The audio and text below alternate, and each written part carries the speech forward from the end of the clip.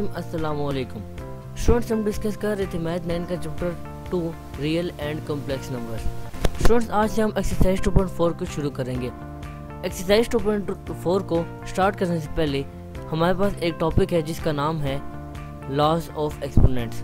हम देखेंगे कि एक्सपोनेंट्स के लॉज क्या होते हैं। तो स्टूडेंट्स, आइए स्टार्ट करते हैं।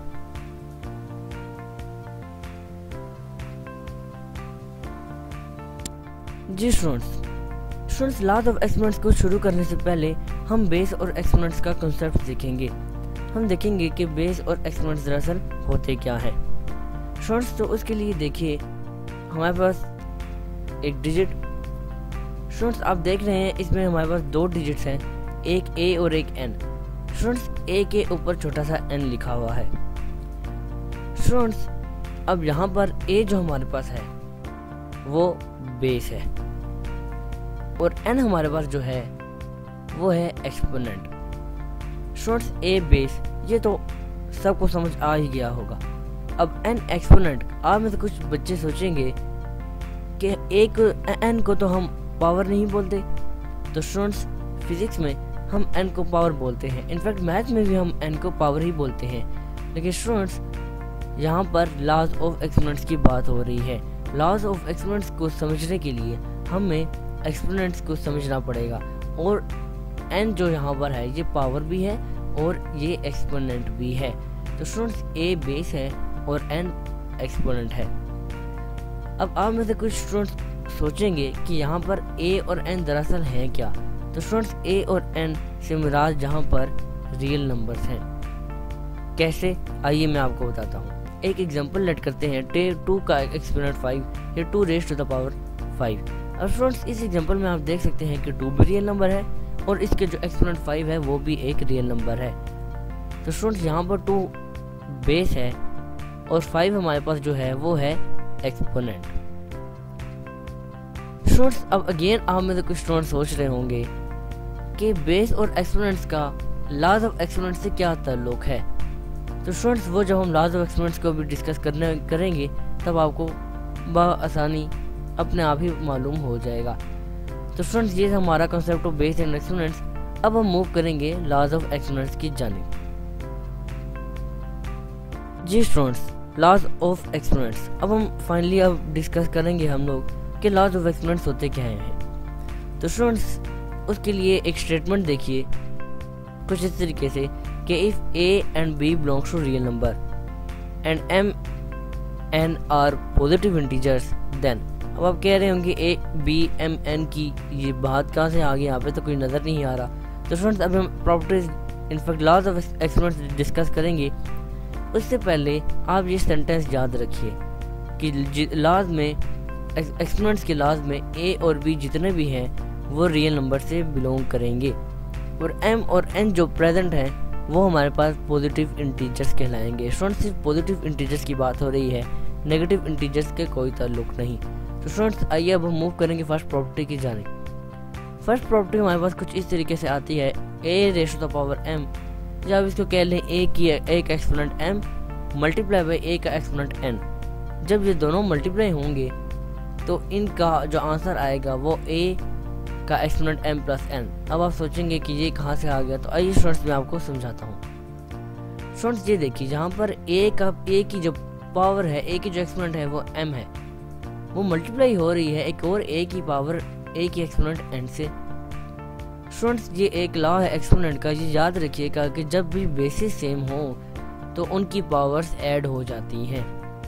यहाँ पर a बेस है, ये भी बेस और ये भी बेस, बेसिस सेम है तो इनकी जो एक्सपोनेंट्स हैं वो इक्वल के दूसरी जानिब इनफैक्ट वो ऐड हो जाएंगी। स्टूडेंट्स, इस केस में a और a आप देख सकते हैं, a और a बेसिस सेम थी तो हमने इसको a की बेस लिख दिया और एक्सपोनेंट्स को ऐड कर दिया m प्लस n।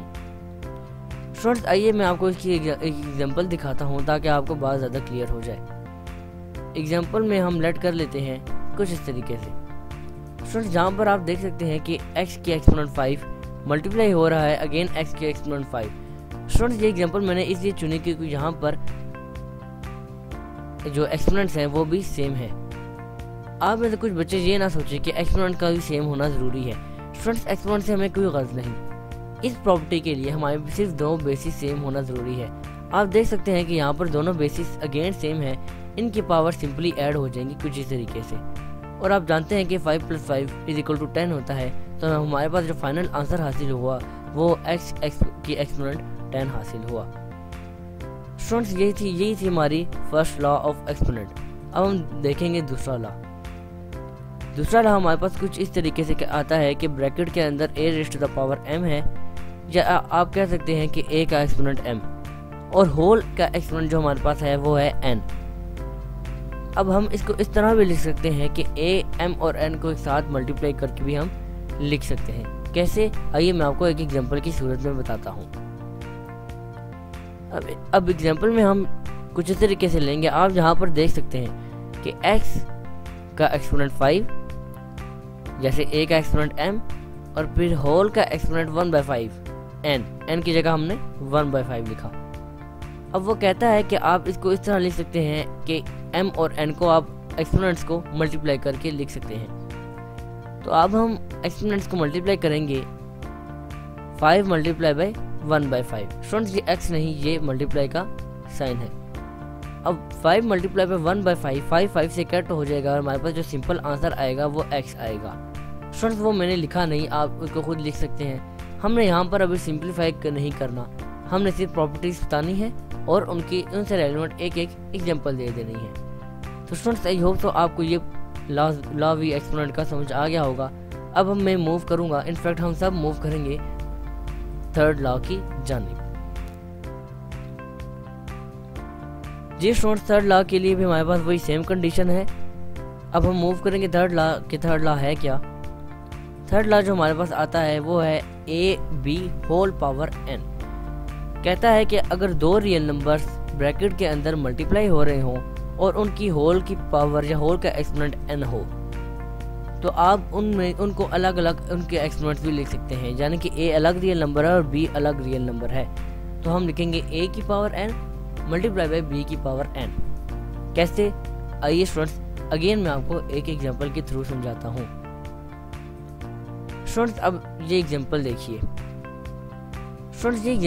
यहाँ पर a, b ये दो रियल नंबर्स हैं। स्टूडेंट्स यहाँ पर मेरे रियल नंबर इसलिए नहीं लिए क्योंकि स्टूडेंट्स अगर रियल नंबर मैं यहाँ पर लेता तो उनको सोल्व करना भी ज़रूरी था।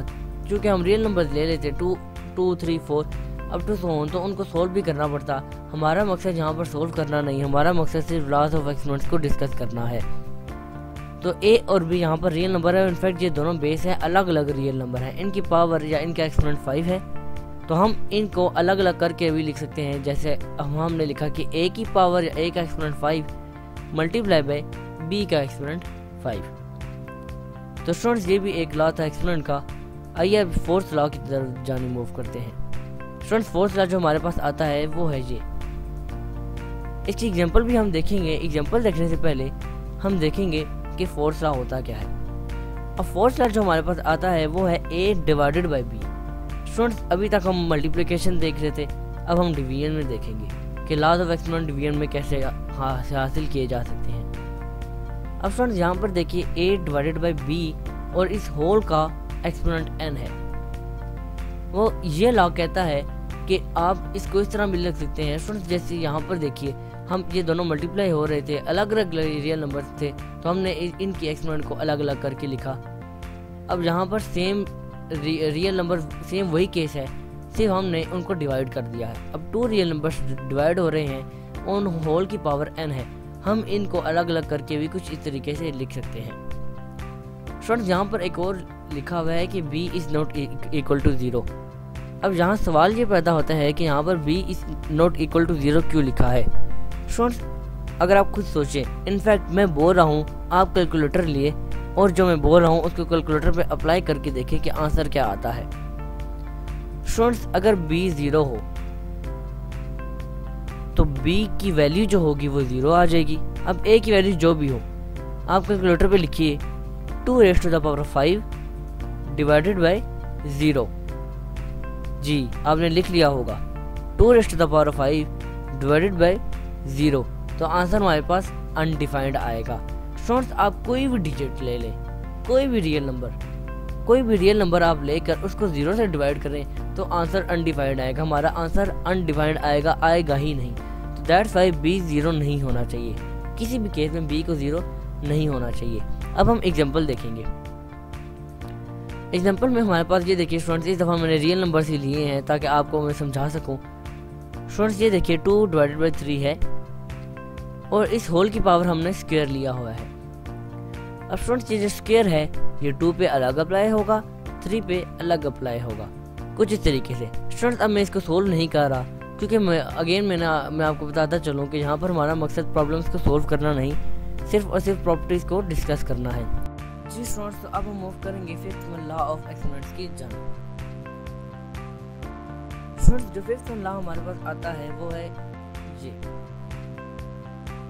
स्टूडेंट्स अब आप देख लें, स्टूडेंट्स ये हमारे पास लॉ है, अगेन 2 रियल नंबर डिवाइड हो। स्टूडेंट्स अब आप मुझे बताइए कि इस डिवीजन में और जो अभी हम लोग डिवीजन डिस्कस की उसमें क्या फ़र्क है। जी आप में से कुछ स्टूडेंट्स जान चुके हैं। स्टूडेंट्स ऊपर हम 2 डिफरेंट रियल नंबर्स को डिवाइड कर रहे थे, हमारे पास था ए और b, a divide by b. लेकिन स्टूडेंट्स यहाँ पर हम डिफरेंट रियल नंबर्स को डिवाइड नहीं कर रहे हैं, हमारे पास सेम रियल नंबर है, ए डिवाइडेड बाई ए। स्टूडेंट्स अगर आपको फर्स्ट प्रॉपर्टी याद हो, हमने देखा था वहाँ पे बेसिस सेम थी, मल्टीप्लाई हो रहे थे, बेसिस सेम थी तो हमने उनको एक्सपोनेंट्स को ऐड कर दिया था। स्टूडेंट्स अब यहाँ पर भी वो मिलता जुलता कॉन्सेप्ट ही है। स्टूडेंट्स आप देखिए ए का एक्सपोनेंट m डिवाइड बाई ए की एक्सपोनेंट n, अब बेसिस सेम है, ए और ए दोनों बेसिस सेम है, एक्सपोनेंट से हमें गर्ज नहीं, अब बेसिस सेम है।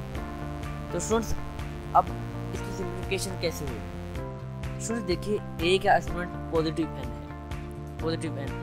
अब अगर मैं इसको ऊपर लेकर जाऊँ, इसके डिवीजन को मल्टीप्लिकेशन में कन्वर्ट करूँ तो ये ए जो n है ये ऊपर जाके इसकी पावर माइनस n हो जाएगी। ए पे कुछ इफेक्ट नहीं पड़ेगा स्टूडेंट्स, सिर्फ उसके जो एक्सपोनेंट है वो माइनस हो जाएगा। अब मैं अगर डिवीजन ख़त्म करूँ तो ए की जो एक्सपोनेंट n है वो ऊपर जाकर ए की एक्सपोनेंट माइनस n हो जाएगी।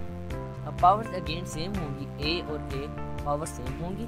हमने सीखा कि जब भी 2 real number same real number base same हो, वो मल्टीप्लाई हो रहे हों तो उनकी पावर्स को ऐड कर लिया जाता है। तो m माइनस n है, जो कि m माइनस n है तो हम a की एक्सपोनेंट m माइनस n लिखेंगे। स्टूडेंट्स ये इसकी सिंप्लीफिकेशन के तौर पर मैंने आपको बताया। स्टूडेंट्स अभी जो प्रॉब्लम हम डिस्कस करेंगे एक्सरसाइज 2.4 में, उनमें इसको हमने अगर ये प्रॉपर्टी यूज़ भी करेंगे, इसको सिंप्लीफाई नहीं करना, हमने डायरेक्ट लिखना है। तो आप ये समझ लीजिए कि अगर 2 रियल नंबर्स जिनकी 2 बेस सेम हो, बेसिस सेम हो, वो डिवाइड हो रहे हो तो उनकी बेसिस सब्ट्रैक्ट होती है। जैसे वहाँ पे मल्टीप्लिकेशन में बेसिस ऐड होती थी तो यहाँ पर उनकी बेसिस सब्ट्रैक्ट होती है। तो स्टूडेंट्स बेसिस सेम ए और उनके एक्सपोनेंट्स को हमने सब्ट्रैक्ट कर दिया m माइनस n। अब यहाँ पर लिखा है कि m ग्रेटर देन n होना चाहिए। Students m greater than n क्यों होगा। m ग्रेटर देन n इसलिए होगा अगर m ग्रेटर देन n ना हुआ तो हमारे पास पावर माइनस में आ जाएगी, और माइनस में पावर हमें अलाउ ही नहीं है एक्सपोनेंट्स के रूल में, क्योंकि अभी हमने डिस्कस के ऊपर स्टेटमेंट लिखी है, आप देख सकते हैं कि n पॉजिटिव इंटीजर हो, m और n दोनों पॉजिटिव इंटीजर होने चाहिए। इनको ऐड सेपरेट करें तो भी हमारे पास पॉजिटिव इंटीजर ही हासिल होना चाहिए। और दूसरा लिखा हुआ है कि a is not is equal to 0। अब a 0 क्यों नहीं होगा, आप देख लें, अगेन आप कैलकुलेटर लें और something divide by 0 is equal to undefined. अब एग्जांपल देखेंगे। एग्जांपल में स्टूडेंट्स ये देखिए a का एक्सपोनेंट 3 डिवाइड बाय a का exponent 4 is equal to a का एक्सपोनेंट 3 माइनस 4। स्टूडेंट्स ये हमारे पास फिफ्थ प्रॉपर्टी की एक फिफ्थ लॉ की एक हमारे पास एग्जांपल आ गया। जी स्टूडेंट्स आप में से कुछ स्टूडेंट्स सोच रहे होंगे, इनफैक्ट कुछ स्टूडेंट्स ये गलती निकाल भी ली होगी। जी अभी आप कहेंगे कि सर आपने तो कहा कि m ग्रेटर देन n होना चाहिए और यहाँ पर आप m को लेस देन n ले रहे हैं। देखिए ना students, a raise to the power m greater होना चाहिए तो मैंने m को स्मॉलर लिया। स्टूडेंट्स ये एग्जांपल गलत है। अब क्यों गलत है, इस वजह से स्टूडेंट्स ये क्योंकि m को मैंने यहाँ पर स्मॉल लिया। स्टूडेंट्स ये एग्जांपल मैंने खुद आपको करवाई है, खुद मैंने आपको बताई ताकि आप एग्जाम में इसको गलत ना करें। स्टूडेंट्स असल में ये एग्जांपल कुछ इस तरीके से होगी कि a की एक्सपोनेंट 4 और a का exponent 3 basic same 4 - 3 is equal to हमारे पास 1 आ जाएगा, या खाली a ही आएगा, वो मैंने लिखा नहीं, आप खुद लिख सकते हैं। अब 6th प्रॉपर्टी की जानिब हम मूव करेंगे। जी स्टूडेंट 6th प्रॉपर्टी जो हमारे पास है वो है a की power 0 is equal to 1। Students ये आप याद रखिएगा, स्टूडेंट्स के a रियल नंबर है, ये आप याद रखिएगा कि कोई भी रियल नंबर की पावर अगर 0 हो तो वो 1 होगी।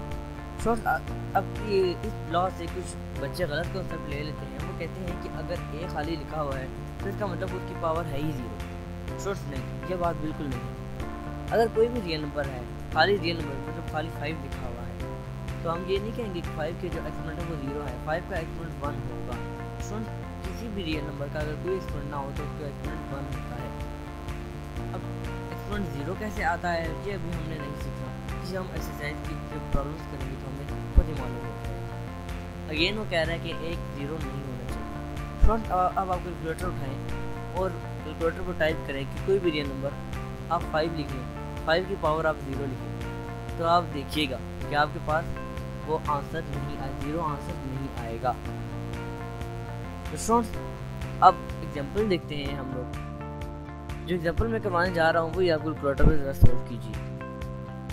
जी स्टूडेंट्स अब आप कैलकुलेटर पे लिखिए 2 का एक्सपोनेंट 0, आप देखेंगे हमारे पास आंसर 1 ही हासिल होगा। आप कोई भी रियल नंबर की पावर 0 लिखें, हमारे पास आंसर 1 ही हासिल होगा। स्टूडेंट्स अब हम मूव करेंगे last one property, last one in fact law of exponent की जानिब। जी स्टूडेंट्स लास्ट लॉ जो हमारे पास आता है वो है 7th लॉ, और वो कुछ इस तरीके से आता है a की पावर -n। अब स्टूडेंट्स अभी हमने कहा कि n पॉजिटिव इंटीजर होना चाहिए और हम उसको नेगेटिव इंटीजर ले रहे हैं। स्टूडेंट्स जब भी आपके पास कोई ऐसा प्रॉब्लम आए कि a का एक्सपोनेंट -n आए, तो जैसे मैंने अभी आपको बताया था कि अगर हम ऊपर लेकर जाएंगे किसी रियल नंबर को तो उसकी पावर माइनस हो जाएगी, अगर पावर प्लस है तो माइनस हो जाएगी। तो स्टूडेंट देखिए a की पावर -n है, तो अगर हम पावर को पॉजिटिव करना चाहें तो हम इसको नीचे डालकर डिवाइड कर देंगे, 1 ऊपर ऐसे ही रहेगा और 1 डिवाइड बाई a की एक्सपोनेंट n, और अगेन a 0 नहीं होना चाहिए क्योंकि a 0 अगर हुआ तो हमारा आंसर अनडिवाइडेड आ जाएगा। अब हम एग्जांपल देखेंगे। एग्जांपल में लेट कर लेते हैं 2 की पावर -5, 2 का एक्सपोनेंट -5। अब यहाँ पर -5 पावर है तो हम अब इसको प्लस अगर करना चाहें तो हम इसको नीचे जाकर डिवाइड कर देंगे और हमारे पास जो पावर आएगी वो 2 रेज़ टू द पावर 2 का एक्सपोनेंट 5 हासिल होगा। आई होप स्टूडेंट्स आपको ये बात समझ आ गई होगी। लॉज ऑफ एक्सपोनेंट्स का यहाँ पर इख्तिताम होता है। स्टूडेंट्स अब हम मूव करेंगे एक एग्जांपल की जानिब जिसमें इनमें से कुछ लॉज इम्प्लाई हो रहे होंगे।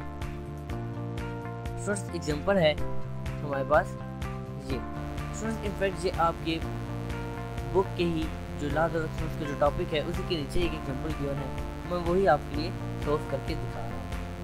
स्टूडेंट्स अब देखिए, स्टूडेंट्स अब ये सारी लॉज आप अच्छे तरीके से याद कर लीजिए, ध्यान में बिठा लीजिए और अब इनको सोच कर हमने इस प्रॉब्लम को सॉल्व करना है।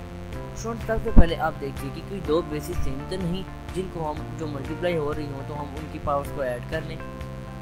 द आंसर इज यस हैं। ये देखिए x और x बेसिस सेम है, इनकी पावर्स को ऐड करेंगे कुछ इस तरीके से और साथ में हम लिखेंगे प्रॉपर्टी कौन सी यूज हुई, उस प्रॉपर्टी का नाम यहाँ पर कुछ इस तरीके से। अब -2 -3 -5 हो गया। अब हमने क्या करना है नेक्स्ट स्टेप में स्टूडेंट्स, और सिंप्लीफिकेशन देखिए ज़रा आप जी, आप जान चुके जी स्टूडेंट्स। अब वो प्रॉपर्टी यूज होगी कि अब मल्टीप्लिकेशन में थी, अब डिवीजन में है, क्योंकि डिवीजन में बेसिस सेम है तो ऊपर जाके पावर्स अगर माइनस है तो ऐड हो जाएंगी, ऐड है तो माइनस हो जाएंगी कुछ इस तरीके से। आप देख लीजिए y को हमने ऊपर ही रखा, y की पावर 7 और y की पावर जो नीचे 4 थी हम उसको लेके y की पावर -4 होगी और बेसिस सेम थी, हमने उनके एक्सपोनेंट्स को ऐड कर दिया। अब x की पावर नीचे -3 थी, ऊपर -5 थी, हम x की पावर -5 को नीचे ले आए तो पॉजिटिव 5 होगी और positive 5 minus 3 is equal to x की पावर हमारे पास 2 आ गई। और यहाँ पर प्रॉपर्टी जो यूज हुई है वो आपने एज इट इज लिख लेना है। और हमारे पास फाइनल स्टेप जो है y की पावर 3 और s की पावर 2, यही हमारा रिक्वायर्ड आंसर है। स्टूडेंट्स अब आप में से कुछ इंटेलिजेंट स्टूडेंट्स ये सोचेंगे कि हमने x को ऊपर क्यों नहीं रखा और y को नीचे क्यों नहीं रखा। स्टूडेंट्स हमने रट्टा नहीं लगाना, हमने समझ के बात को क्लियर करना है। और स्टूडेंट्स अगर आप खुद सोचिए, अगर मैं x को ऊपर ले जाता तो x की पावर +3 हो जाती, -5 + 3 is equal to -2। Students power negative नहीं आनी चाहिए, यही तो हम कब से डिस्कस कर रहे हैं कि पावर नेगेटिव एक्सपोनेंट को कभी नेगेटिव नहीं होना चाहिए। स्टूडेंट्स अगर मैं y को नीचे ले जाता तो 7 - 7 हो जाता, अगेन हमारे पास पावर नेगेटिव आती, जो कि पावर को नेगेटिव कभी नहीं लाना। स्टूडेंट्स ये बात आप समझ लीजिए कि पावर का नेगेटिव नहीं आना चाहिए। स्टूडेंट्स यहाँ पर हमारे लॉज ऑफ एक्सपोनेंट्स का भी इख्तिताम होता है और लेक्चर का भी इख्तिताम होता है। स्टूडेंट्स चूँकि लेक्चर बहुत बड़ा हो चुका है, काफ़ी लेंथी कंसेप्ट था हमारा लॉज ऑफ एक्सपोनेंट्स का, जो यहाँ पर इख्तिताम होता है। स्टूडेंट्स चूँकि हमारा लेक्चर बहुत लेंथी हो चुका है, तो इस वजह से नेक्स्ट लेक्चर में इंशाल्लाह हम एक्सरसाइज 2.4 का आगाज़ करेंगे, जिनमें हम इन लॉज ऑफ एक्सपोनेंट को इम्प्लीमेंट करेंगे। तो स्टूडेंट्स आपसे मुलाकात होगी अब इंशाल्लाह नेक्स्ट लेक्चर में, तब तक के लिए अल्लाह हाफ़िज़।